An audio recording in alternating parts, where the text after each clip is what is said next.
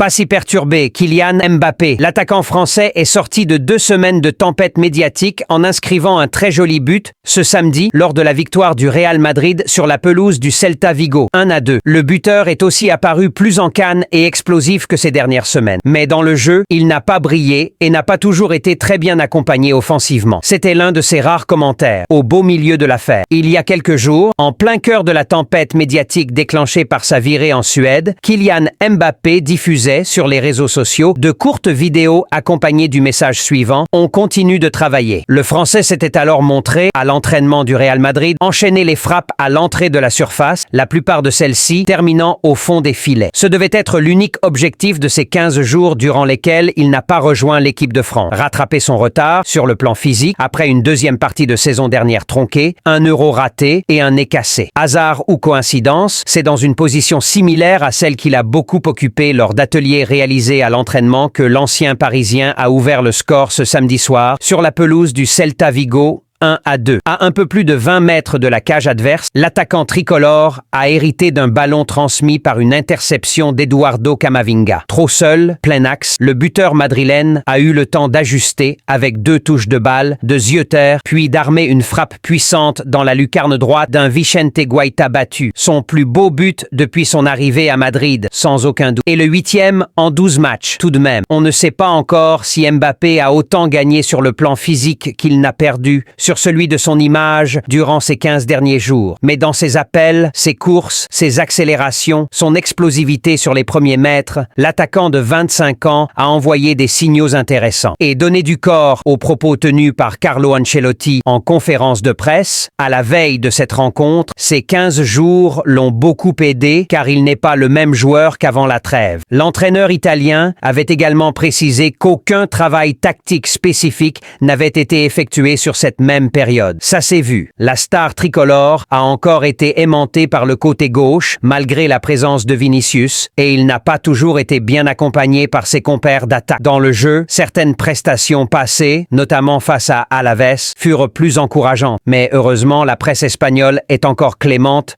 Abonne-toi à la chaîne, likes, commentaires et partagez la vidéo. Merci, à la prochaine.